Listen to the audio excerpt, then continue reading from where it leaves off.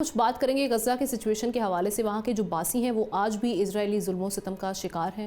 اسرائیلی firing سے صحافیوں اور بچوں سمیت 11 افراد شہید ہو گئے ہیں۔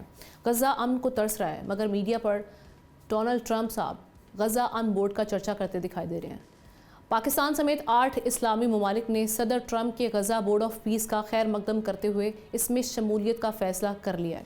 ترجمان دفتر خارجہ کے مطابق پاکستان، ایجپٹ، اردن، عرب امارات، انڈونیشیا، ترکی، سعودی عرب اور قطر کے وزرائے خارجہ نے اس مشترکہ فیصلے کا اعلان کیا۔ حکومت اسے اجتماعی سفارتی پیش رفت قرار دے رہی ہے، جبکہ اپوزیشن اور مذہبی جماعتیں اس فیصلے پر سوالات اٹھا رہی ہیں۔ جماعت اسلامی کے امیر حافظ نعیم الرحمان نے اس فیصلے کو مسترد کر دیا ہے۔ دوسری جانب فرانس، اٹلی، سویڈن، ناروے نے بورڈ آف پیس میں شامل ہونے سے انکار کر دیا۔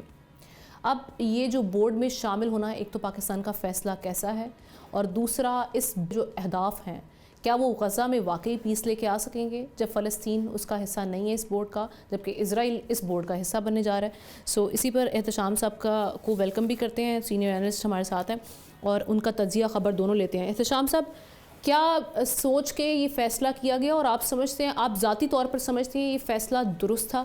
اور اپوزیشن کے تحفظات کی اگر ہم بات کرتے ہیں، وہ کس حد تک آپ کو لگتا ہے کہ لیجٹ ہے؟ دیکھیں، ہم نے بنائی طور پہ تو جو غزہ کی بات ہو رہی ہے، وہاں پہ امن کی بات ہو رہی ہے، اور یہ پیس بورڈ بھی بن گیا ہے، لیکن اصل سوال تو یہ ہے کہ جو ایک بڑی بات طے کی گئی تھی کہ وہاں پہ کنسٹرکشن کیسے ہونی ہے اور پرماننٹ پیس کیسے ہونا ہے۔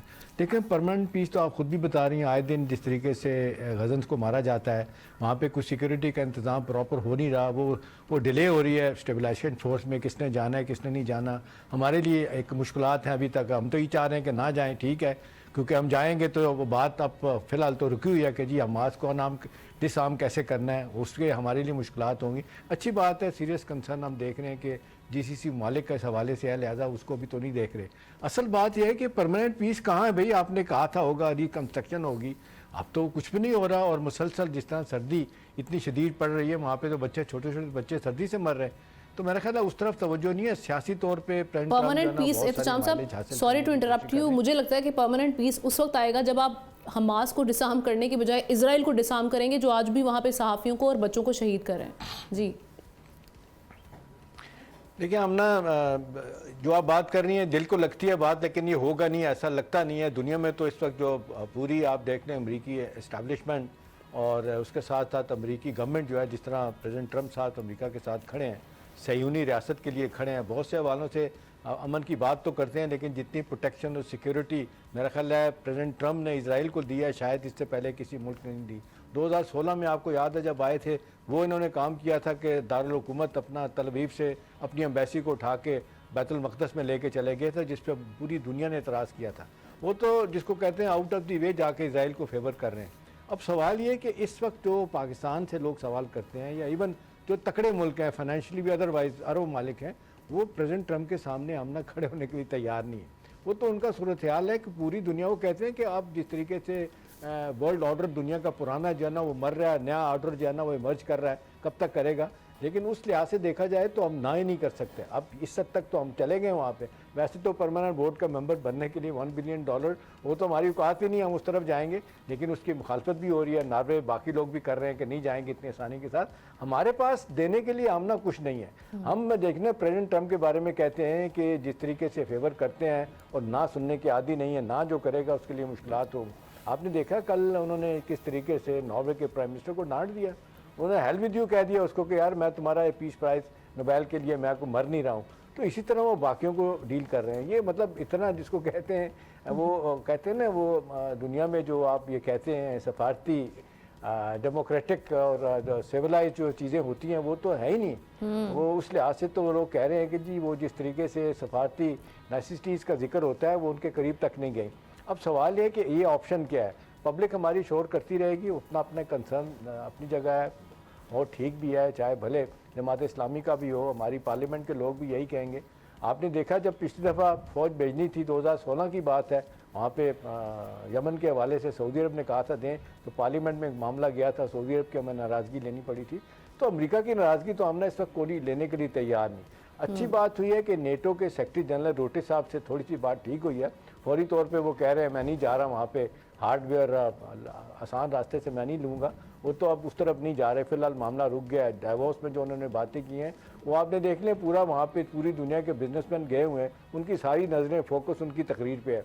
तो एक थोड़ा सा साई ऑफ रिलीफ दुनिया को आया है, क्योंकि आप देख लें ये ग्लोबल वर्ल्ड का जो एक इंटरनेशनल फाइनेंशियल स्ट्रक्चर है वो तब्दील हो रहा है, ग्लोबल सिक्योरिटी के मामला तब्दील हो रहे हैं, तो दुनिया बड़ी तेज़ी के साथ अनसेफ हो रही है। तो गज़ा के मामले में तो ज़्यादा परेशानी आमना ये है कि अब हमारे माजरत के साथ हमारा मुल्क भी है, किसी हद तक को बड़ी हद तक अरब मालिक भी जो है ना वो अब खामोश होकर बैठ गए हैं, उसके लिए कुछ नहीं हो रहा कि भी आपने किस तरह का अमन कायम लेके आए हैं कि वहाँ पे तो रोज़ आए दिन मारा जा रहा है लोगों को। और वो देखें रफ़ा जो बॉर्डर क्रॉसिंग है इजिप्ट जो है ना उसकी सूरत हाल देखने, वो एक बंदे को नहीं जाने देते, वो कह रहे हैं मरते हैं तो मरते चले जाएँ। तो हमारी जिम्मेदारी कलेक्टिवली मुसलमानों की तो है अपनी जगह पर, लेकिन अब ये जो नया वर्ल्ड ऑर्डर आ रहा है हम ना, ये तो बड़ा खौफनाक सूरत हाल ले जाएगा। अब ये तो बोर्ड ऑफ पीस जो है ये तो परमानेंट बन जाएगा, जो जिसकी कोशिश है गज़ा मामला अल्लाह करे जल्दी हल हो जाए। तो उसके बाद आपने देखें जो ये तो यूनाइटेड नेशन को रिप्लेस करने के मूड में है, और उन्होंने तो यूएन को कह दिया कि फेलियर तुम्हारा हुआ है, 8 जंगें मैंने बंद कराई हैं, तुम्हारा काम था, तुमने यूएन ने नहीं किया। तो अब उस हवाले से दुनिया देख रही है। लेकिन यूएन में एक पूरी बॉडी बैठती है, यहाँ तो ट्रम्प साहब कहते हैं मैं किसी की सुनता नहीं हूँ, यहाँ पे ज़ाती फैसले उनके होंगे, जो उनका जी में जाएगा वो करेंगे। वो आपको लगता है कि ये जो पीस बोर्ड के मेंबर्स हैं उनको सुनेंगे भी, उनकी भी राय को शामिल किया जाएगा? और ये जो $1 बिलियन वाली कहानी है, ये एहतशाम साहब उस पर अभी भी जमे हुए हैं क्या? हर मुल्क को अगर पाकिस्तान भी उसका हिस्सा बनता है तो $1 बिलियन देना पड़ेगा? देखिए हम ना जिस तरीके से मेंबरशिप है वो तो पैसे दिए बगैर आपको मिल जाएगी, लेकिन परमानेंट मेंबर बनना है तो वो $1 बिलियन की शर्त है। जाहिर सी बात है उन्हें मेरा ख्याल हमारे हालात तो पता है, हमें नहीं फोर्स करेंगे, लेकिन वो डेफिनेटली चाहेंगे कि बाकी ममालिक इसका हिस्सा बने। यूरोप के साथ जिस तरह वो डील कर रहे हैं वो उनको साफ साफ बता रहे हैं कि जी मैं आपको छोड़ने जा रहा हूँ और ये आपको रहम करम पे छोड़ने जा रहा हूँ चाइना और रशिया के। उनको अपनी एक मुसीबत बन गई, ठीक है, वो they are trying to put up a brave face, वो कह तो रहे हैं। डेनमार्क की प्राइम मिनिस्टर ने भी और ग्रीनलैंड की प्राइम मिनिस्टर ने भी मुखालफत किया है। आप देखें इवन जो बड़े करीब थे मैक्रोन फ्रांस के प्रेसिडेंट, वो कल उन्होंने जो डेवॉस में तकरीर किया उससे तो प्रेसिडेंट ट्रम्प को गुस्सा ही आया होगा, वो भी बिल्कुल पीछे हटने की बात कर रहे हैं। तो अब एक बात समझाई गई थी, जो खबरें आई हैं वो अपने जो मार्क रूटे हैं वो नेटो के सेक्रेटरी जनरल ने कहा जी 1951 का जो आपका डिफेंस का वादा है वो कायम है अपनी जगह पे। ग्रीनलैंड के हवाले से आपके पास 3 बेसिस थे, 29 आपने खुद छोड़ दिए थे, एक आपने बड़ा रखा हुआ था, तो आप निगोशिएट कर लें तो इसमें कोई मसला नहीं है। बजाय इसके कि आप कहें कि जी मैं इन्वेड करूंगा, इन्वेजन से वो डर रहे हैं। तो आप देख लें रशिया और चाइना तो खामोश होकर बैठे हुए हैं, वो बड़ी कहते हैं इंट्रिगिंग साइलेंस है उनकी तरफ से। क्लैरिटी है, चाइना ने कहा हम नहीं ले रहे, ये बहाने ना बनाए जाएं। ग्रीनलैंड के हवाले से चाइना ने तो बहुत क्लियर स्टेटमेंट दी है जी।